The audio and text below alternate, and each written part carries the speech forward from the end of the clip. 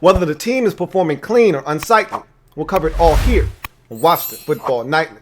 I, of course, am your host, Louie T. Thank you for joining me. Let's get to tonight's lead story. How sweet it is to have a victory Monday after you haven't had one in over a month.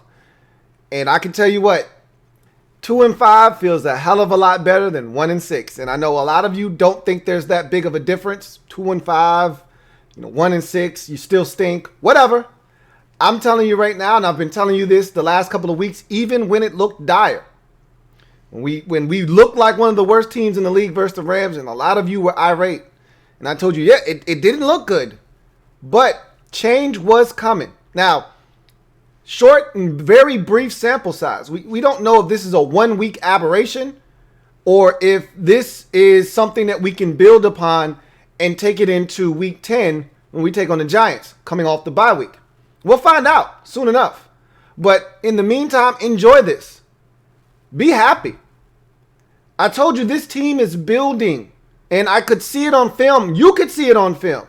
That's why the film is so important, because without it, because I can tell you there are a lot of times, first blush, watch the game, walk away from the game, I'm thinking, man, we stink. We are really terrible, and we just don't get it. And then you watch the film, and you see that it's, missed assignment here, or one guy not doing his job there, or a missed opportunity here, or man, you want the play caller to be a little bit better or sharper here. And, once all of those things start to come together, and again, everybody's young for the most part. Outside of Del Rio and a few positional coaches and the head coach, Ron Rivera, everybody's young. Our offensive coordinator is young. Our skill positions, they're all young. I had somebody the other day bring this up, and I didn't bring it up because I had just thought about it the day of, Friday going into the game that week. We got a bunch of undrafted guys at receiver and one guy that was drafted. That's it. Terry's the only guy on this team that is a drafted player. Everybody's young. Dontrell Inman is the one veteran of the group. Outside of him, everybody is young. Cam Sims is young. Terry's young. Isaiah Wright is young. Okay, this is a young group. Steven Sims, when he comes back, hopefully we get him back after the bye week. He's young. We're a young football team offensively. Antonio Gibson's young. J.D. McKissick's young. Logan Thomas is young. All right, you go across the offensive line, it's a bunch of young guys for the most part, except for Morgan Moses. Brandon Sheriff is now termed as a veteran, but he's still on his rookie contract. So essentially what I'm telling you is it's a bunch of young guys. Wes Schweitzer is a veteran. He's on his second deal. But you go and Cornelius Lucas as well, but it's a young group. Young team. Kyle Allen's a young guy. You look around, we're one of the youngest teams in the league. So you are going to see mistakes. This is what I was telling you in the offseason. Prepare yourself. Going to be a lot of mistakes. You're going to lose games because of some of these mistakes. And this is not uncommon for a young team. I watch Cincinnati, and I keep harping on some of these other young teams around the league because these are the growing pains you go through as a young football team. I'm watching Cincinnati, and they had a chance last week. I told you about Indianapolis. They were up 21-0 in that game, blew that lead, and ended up losing 31-27 to the Colts. They were up 21 in that game. I'm watching them, and they have every opportunity to beat Cleveland at home. A division rival. They're at home. They already had lost to Cleveland earlier in the season in a shootout. Had an opportunity in this game. They were up late. A minute left in the game. They were up 31-27. Or 31-28, actually, I believe it was. And they couldn't hold it on. They couldn't hold it. They gave up big play after chunk play after chunk play.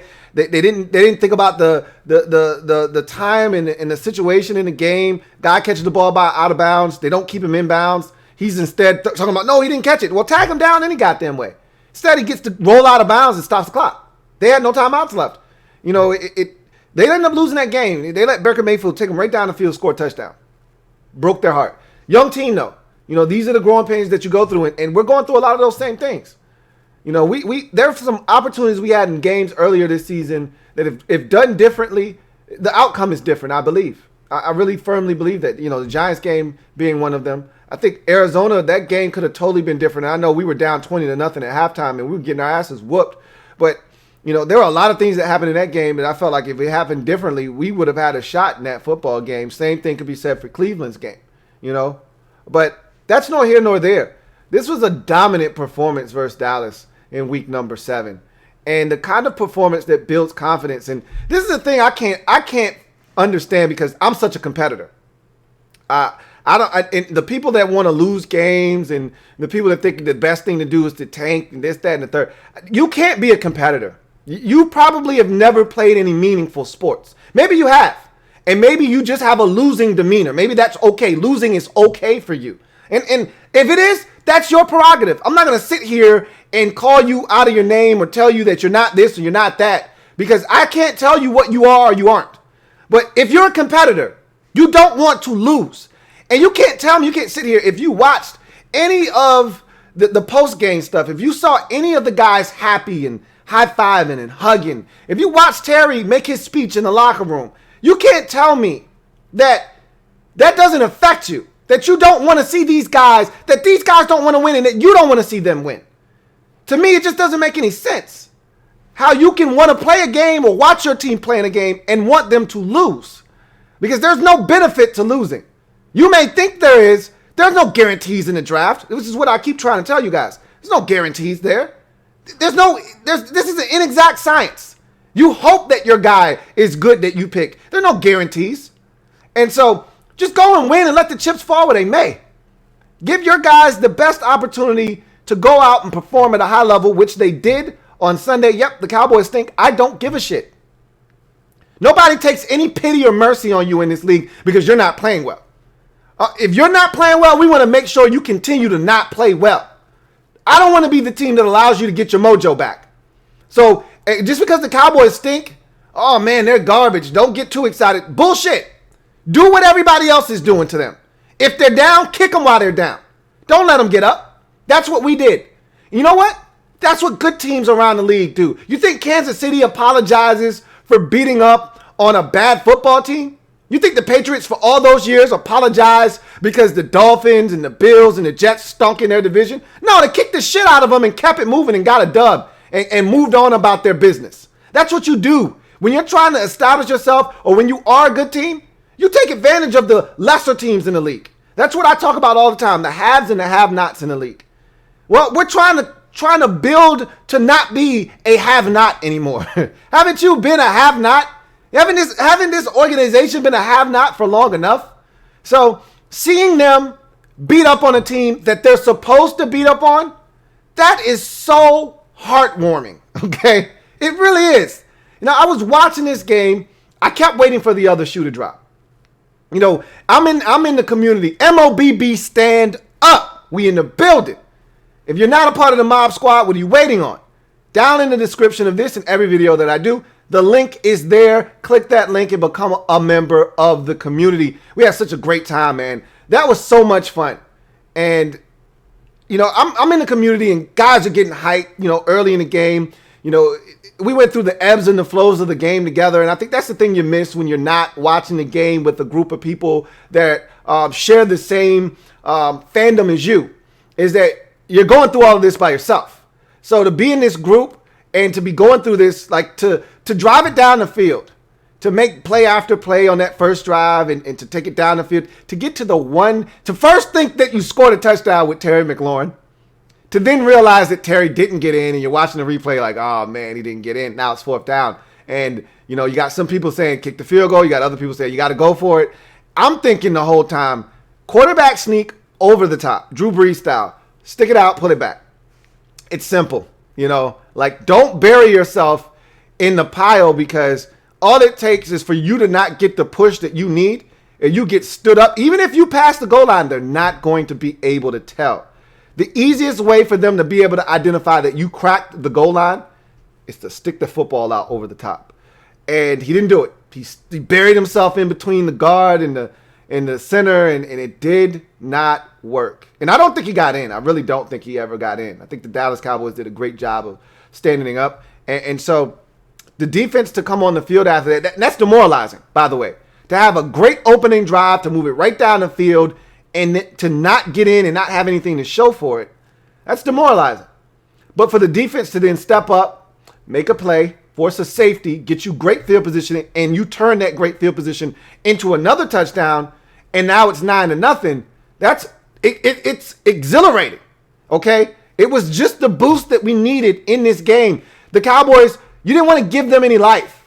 The worst thing that could have happened in this game is that they score first or they score early, and it gives them the confidence that they lacked last week. Remember, they were getting their brains bashed in against Arizona last week. They never stood a chance in that game. That game was like 27 or 21 or something like that to 3 at halftime. They were never in that game. Arizona took it to them early. Arizona took it to them often. And by the time they looked up at the halftime break, they were getting their brains bashed in and they were finger pointing already. You're not doing your job. You're not doing your job. Why is this happening? And that's what I wanted to replicate. Don't give them a chance to figure some shit out. Don't give them any confidence. You saw CeeDee Lamb dropping the football over. That's a mindset. CeeDee Lamb can catch. He's one of the best rookie receivers in the league this year. Don't think that this guy isn't a baller, because he is. But when shit's going downhill and nobody is there to stop it, that's where you miss a Dak Prescott. There's nobody there, no veteran leadership to step in and say, guys, no, they could use a Jason Witten right now. They don't have it. It's a bunch of young guys and a bunch of blamers pointing the finger at each other. Nobody's stepping up, and they got a gutless head coach that's not going to step in there and put his foot down and say, this shit isn't good enough, guys. And so you know what happens? Shit starts sliding down the hill. And when shit starts sliding down the hill, you know what everybody gets? Shitty. And so you're looking at that team, and now offensive line is banged up. Wide receivers are dropping balls. Zeke Elliott's fumbling. He's got balls banging off of his chest plate. And everything's going wrong. Guys are giving up big plays down the field. Big touchdowns. They're missing tackles that lead to touchdowns. Everything comes undone. That's what happened in this game. They had opportunities. Let's not act like we were just this dominant force that couldn't be stopped. If CeeDee Lamb catches that slant, I don't know if he doesn't score. He was in stride. It was a well-thrown ball by Andy Dalton. He had the corner beat. The safety looked like he was taking an angle that was going to allow him to get beat as well. I don't think that backside corner was going to get there fast enough. I think he was gone. We'll watch it on film. The film will tell us the story. I think he might have been gone. It might have taken a shoestring tackle to barely get him down, but in stride, I think he had a chance to run by everybody. He dropped it. Thanks. He had another play in the game where he dropped it on either a second or a third down. Would have been a first down. He dropped it. Appreciate you. We'll take all the help we can get. We're not turning down any love offerings. We're getting close to the holiday season. We're sharing is caring. And Andy Dalton decided he wanted to share. He wanted to fumble. He wanted to have a interception where he wanted to throw a ball off the back shoulder of his running back in the red zone when they were looking to change the momentum of the game. Thanks. I will take any gifts, any of them. You feel like giving? I definitely want to receive. So this is what you do to bad teams. And I talked about this when we lost to the Giants. Bad teams self-destruct. You don't have to do much. You apply just the slightest amount of pressure and they'll do the rest. I don't want to be that team anymore that the other teams in the league say, we don't have to do much here other than don't beat ourselves and they'll take care of the rest for us. Winning games like this starts to instill confidence. I've already repeated this to you numerous times. I'll do it again because I like saying this because it makes sense and I want you to understand how this works. Anybody, I don't care what level you've played sports at. Rec league, Pop Warner, middle school, high school, college, professionally. You know how this goes. If you're a competitor and you've played sports, then you know confidence is fleeting. You can have it one day, you can not have it the next. You know how you build confidence to a point now where you believe you can't be stopped is when you win, when you see results consistently. I remember when we were kids. I'll tell you a quick story, we'll move on. When we were kids, we were on a dominant Pee Wee basketball team. My dad was the coach. We had another coach. He was a police officer. We used to whoop ass. I was a pretty tall kid for my size. There was another kid on our team that he was like 6'2", and we were like 10 years old. You know, we were 10. No, that's too old. We were like 8, maybe 7 or 8, 9, somewhere in that range. He was already like 6 feet tall. It's huge. I was a pretty tall kid for my size. He was massive for his size. And we had another kid that was, you know, pretty good size as well. We dominated. We had one guy, he's a point guard. He was a hawk. Come down, shoot it every goddamn time. We had 2 hawks. Shooting guard and a point guard. Come down, shoot a 3 every goddamn time. Air ball, bricks, you name it. Every now and again they'd hit one. You know, luckily banking off the backboard. But you know what we would do? We would go down low and we would clean up all the misses and we put them in. And we played great defense. And we won every game. We used to have 6 games. You know, it's Pee Wee basketball, right? So you got 6 games. You really don't have a playoff per se. You just play your 6 games and you get a juice box at the end, some chips, and you get a nice little gold star and everybody goes home happy. But you take score. You need these kids to understand there's a winner and a loser. We won every game for 3 years straight. That last year, they finally let us play in a playoffs. Smoked everybody in the playoffs, won the championship, rode off in a limo. The reason why we thought we couldn't be stopped is because we didn't know what losing felt like. All we did was win, and it built confidence. It didn't matter who we were playing against, and that confidence bled over into when we went to midget. We moved up to the next league, and we won games there too. And when you're winning, you just become confident. Nobody can stop you. And that's what I want this team to build. And the only way you're going to get to that point is by winning. Consistently. Even when you do lose, you feel like, man, a play here, a play there, and we got this. Hard to say that when you lose 30-10. Hard to say that when you're losing 34-17, 34-20. Much easier to say that when you lose 20-19. We're building. Mistakes are going to be made. But when you win games, I looked at the faces of those guys. I'm watching Sheriff smiling, hugging guys. Kyle Allen and Logan Thomas are all hugged up. Terry McLaurin smiling. Cole Holcomb. All these guys are excited. They're happy. You know why? They just won a football game. They worked their asses off in practice all week, and it culminated in a win, something that they haven't been able to say in 5 weeks. That means something. Because now when you come back for practice next week, you're going to work just as hard, if not harder, because you want to taste that feeling of victory again. It becomes infectious. It becomes an addiction. I want to feel that again. But if you're not feeling it in the first place, how do you know what you're missing? The Cowboys have no idea because they're losers right now. And they got talent. You're not telling me anything. That's a talented football team over there. They're just missing direction and guidance and leadership. But we have it. Now it's starting to translate onto the field. That was a big win.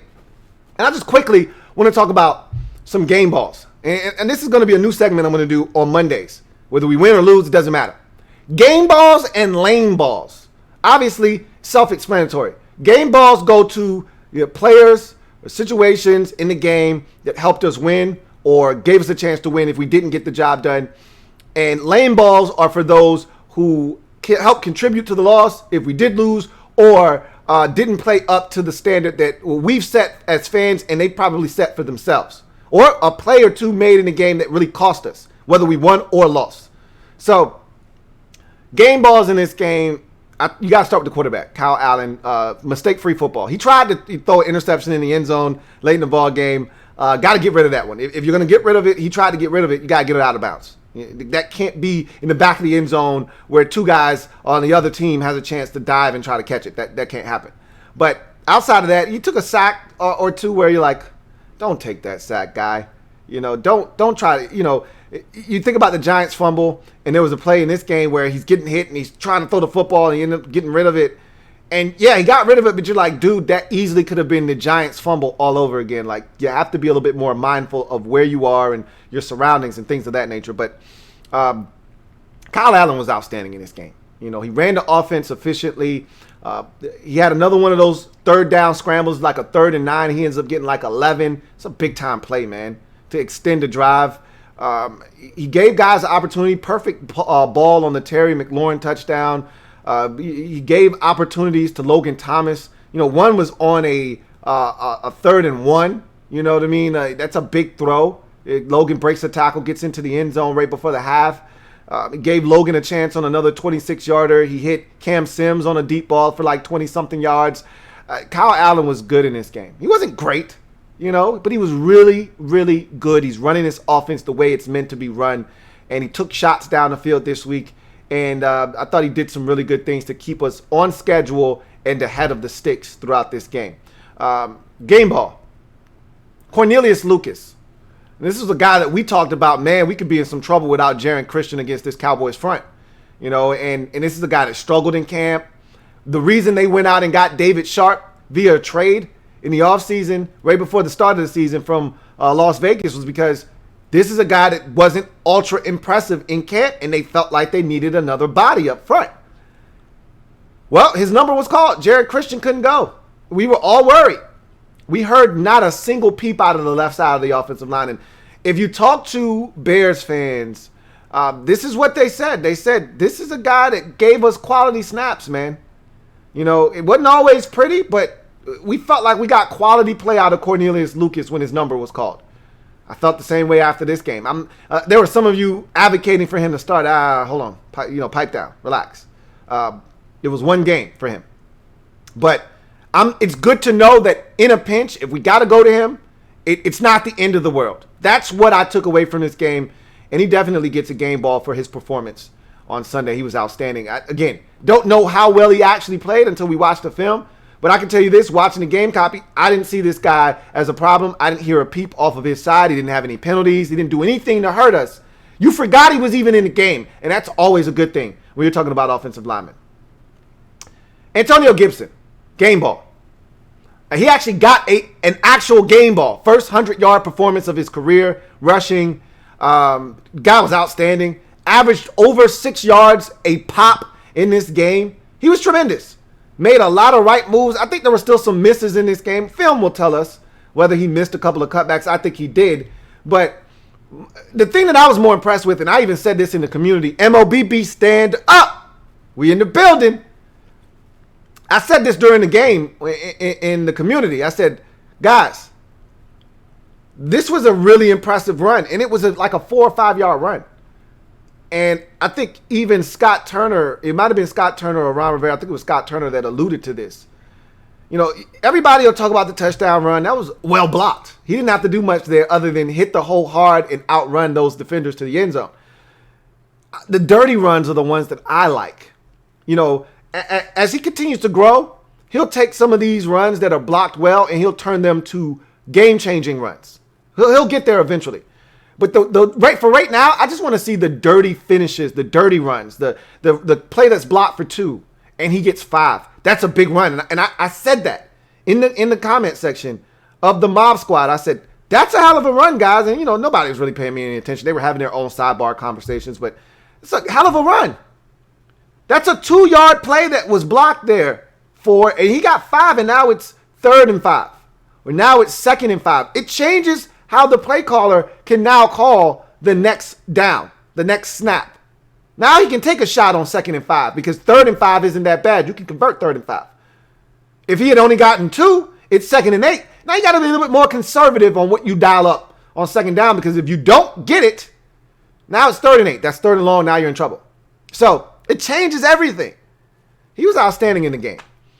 I thought he really set the tempo on the ground early, and I thought he took it to Dallas too, in a way, along with this offensive line, that it took their heart from them early in this game. Really demoralized them. You could see that they really wanted no smoke with this offensive line or with Antonio Gibson. He was physical with his finishes. He was outstanding in this game, and he gets a game ball. Cole Holcomb, game ball. I think that's the name resonating from most Washington fans after this game is Cole Holcomb, especially on the defensive side of the football. He was tremendous.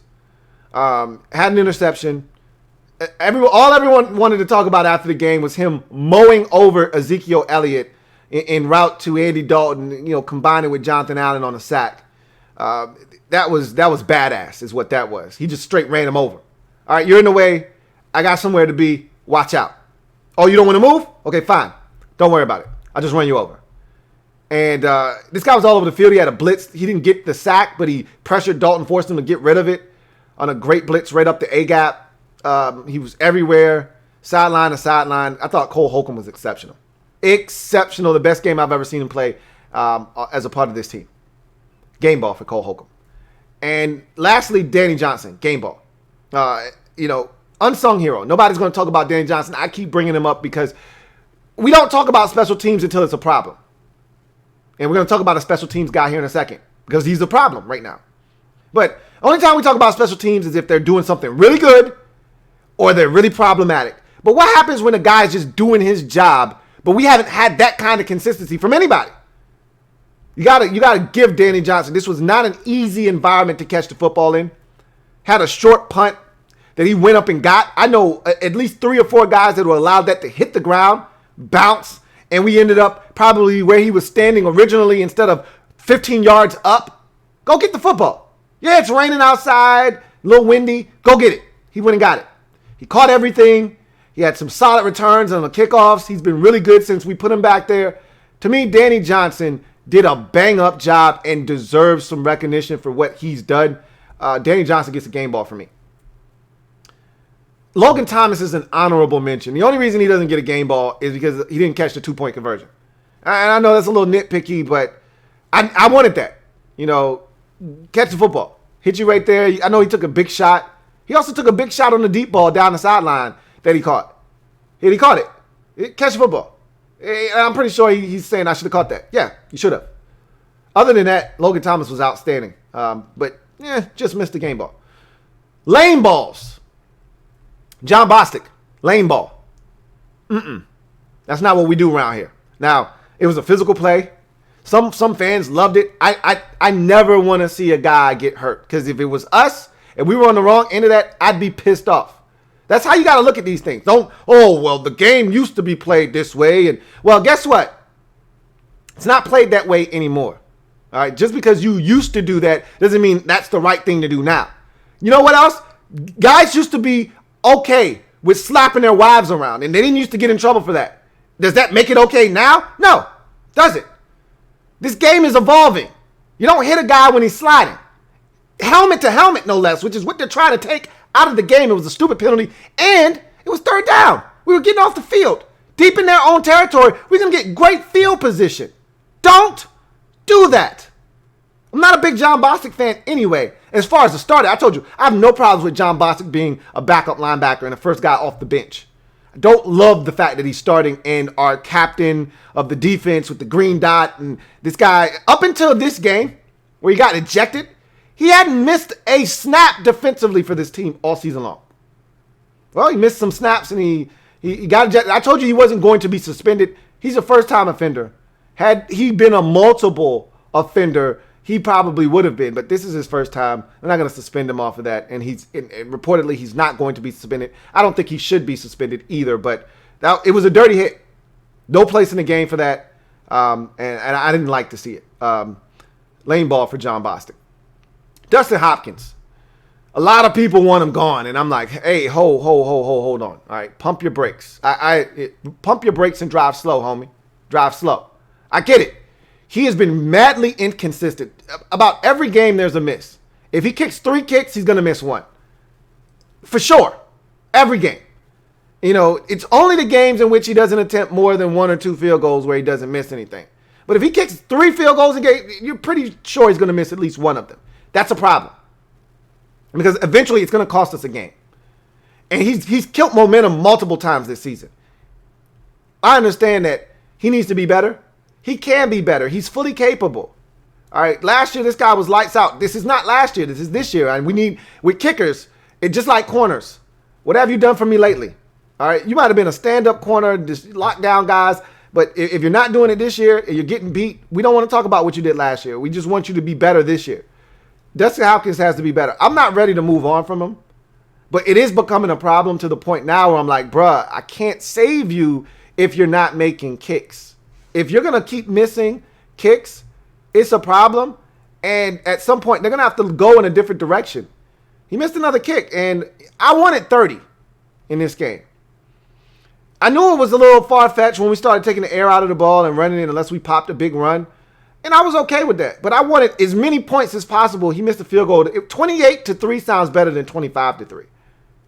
I'm not saying, I'm just saying. Dustin Hopkins gets the lane ball. He's got to be better. And he had a poor kickoff, and I don't know if he did that by force or by choice. But in a poor kickoff that the Cowboys popped for a big gain that set up their only points of the game. Dustin Hopkins wasn't good in this game.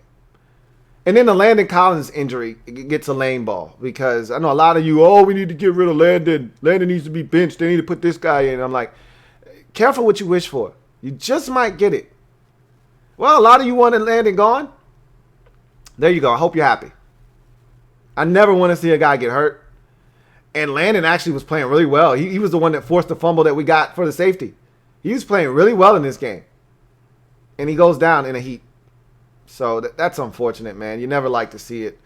And especially of a veteran leader, a guy with a C on his chest, and a guy that, frankly, you're hoping just gets better as the season progresses. Landon Collins can play football. It's not like this guy's a chump. He can play. He just wasn't playing well right now. But, who's to say he wasn't going to have a hell of a second half to this season? He was starting to trend in that direction. If this was any indication of what we were going to get down the stretch of this season, we were in for a hell of a second half with Landon Collins. 26 was ready to start doing work. Well, we'll never know now. He's done for the season. That's the lane ball for me as well. So, with that being said, let's get to in other news. I'll make this nice and brief. A bunch of guys stepped to the podium. Yesterday, you got Rivera, you got Cole Holcomb, you got the quarterback Kyle Allen, you got Terry McLaurin. All those guys stepped up to the podium yesterday. Today, you got Ron obviously getting his last round of chemotherapy. He rang the bell. It was a great scene. Was not at work today. Why would he be? Obviously, he's going to be taking and they set this up, strategically because it's a bye week, last round of chemotherapy. He's not missing anything. They can keep him updated while he's at home recovering from that last round of chemotherapy.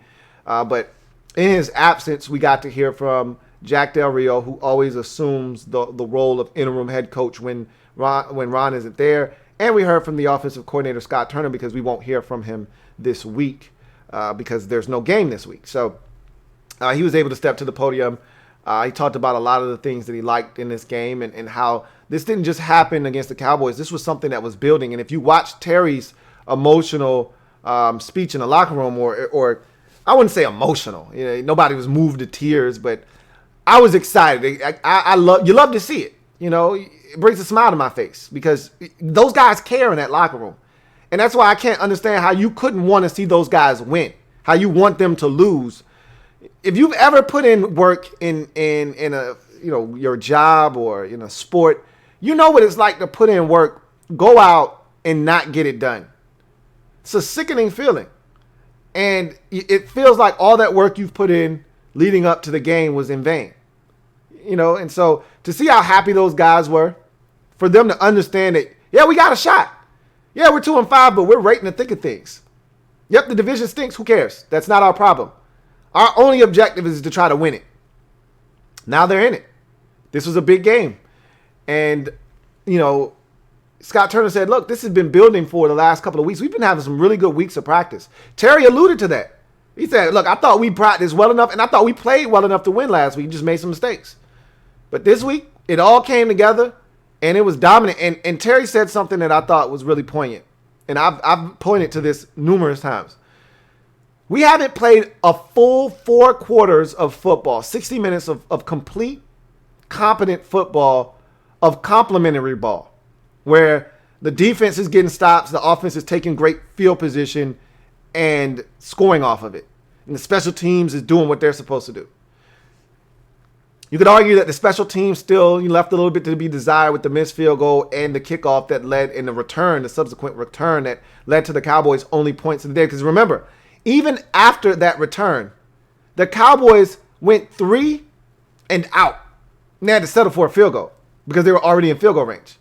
So that was the part that was really sickening, is that the defense still came on the field and said, not today.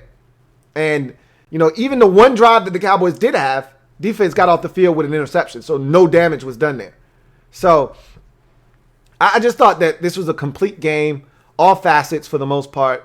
Defense was stellar from start to finish. We haven't had that all season long. They've had quarters, they've had halves, they've never had a whole game. They didn't come out slow. They didn't let the Cowboys dominate early and then turn it up. They came out dominant from the word go. Offensively, even the first possession, even though we got nothing out of it, was a great start to the game. We scored points in the first quarter for the first time really this season. We don't score in the first quarter very often. The defense gets the safety, gets us great field position. Danny Johnson returns the free kick to the 38. That's great field position. They take it right down the field. They score. The defense gets a stop. I talked about shutdown drives. Got to find a way to get a stop. Well, we kicked it off, and it was short, and they returned it, and they got a touchdown. Or they got a field goal off of it. And you know what? And the defense didn't do anything wrong there. They came on the field and got them immediately off the field and forced them to kick a field goal. You know what the offense said? Don't worry, we got your back. They go right down the field. They get in the and score a touchdown. Boom, just like that. And so, or get a field goal. It might have been a field goal because it was 9. Yeah, a touchdown because we went for 2 and we didn't get it. And I didn't like that decision, but we went for 2 to make it 17, and it ended up being 15. But they said, we got your back. Don't worry about it. Boom. Terry McLaurin, 56-yard touchdown. Bam. End zone. Put the Cowboys back on their heels. The defense said, we got it from here. Don't worry about it. It's beautiful. Complimentary football. And I think this is something we can build off of. We'll have the film. This should be a fun film breakdown. It really should be because there's a lot of good things that we can take from this game, especially in the run game. Some shots down the field. A lot of two-back sets in this game where you saw McKissick and Gibson on the field at the same time. Some of that out of necessity because they didn't want to put the young boys in. But at the end of the day, I wanted to see more. I've been talking about that all season long. We got more, and I thought it proved to be huge for us. So, and defensively, you're going to see a lot of good things in this game. Montez Sweat had 2 sacks in this game. Kerrigan had a sack. Young continues to be disruptive. Cole Holcomb mowing over Ezekiel Elliott, making a bunch of plays in this game. Cameron Curl, I want to see how he really played coming in for Landon Collins and playing the strong safety position down near the line of scrimmage. DeShazer Everett, how he continues to play. And let me say this and we'll get out of here. Ronald Darby has been really good this year. We talk Fuller, and rightfully so. He's been one of the best corners, not just on his team, but in the league. Ronald Darby has been playing outstanding football opposite of him this season. Just so you know, just as an aside. Not a lot has been mentioned about him, but Ronald Darby has been playing really good football opposite Kendall Fuller. Like, this secondary is not bad. Remember, before the season started, Ron Rivera said, this is one of the most talented secondaries I've ever been around.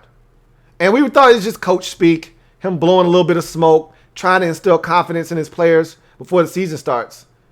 No, this group is actually really good. I still think we could upgrade in the nickel, but I'm just hoping Jimmy continues to get better. But when you look at this team, this secondary is not half bad. And now that we're not giving up massive plays with Troy Apke back there, this defense doesn't look all that bad. I think they're going to have to do something at safety. Obviously, Landon Collins, injury. If you don't know, it's an Achilles injury. It's pretty significant. Haven't heard officially that he ruptured his Achilles, but what do you think he did? I mean, I told in the comment section of the MOBB, I told them immediately that Fox, and this is what it's not just Fox, this is what all outlets do, all stations do. When you get an injury to an Achilles, they don't report it as an Achilles. The team is going to tell you it's an ankle. That's the safe, generic way to just throw it away. It's an ankle. Don't worry about it. It's an ankle. You know when you see an ankle, and you know when you see an Achilles. 2 totally different injuries. I knew the minute it happened, that's an Achilles, and I said it in the comment section. I said it in the community. That's an Achilles, guys. He's done for the year. That sucks. And somebody was like, well, they said it's an ankle.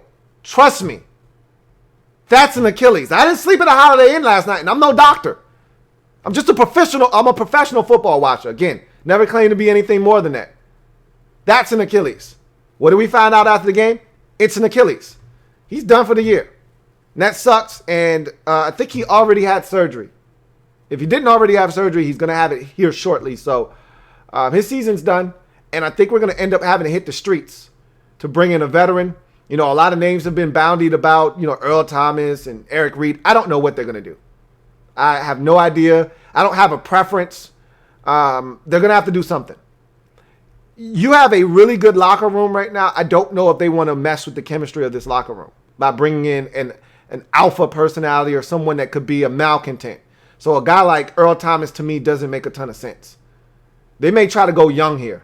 You know, a young guy that's on somebody's practice squad, similar to the way they did with Robert Foster.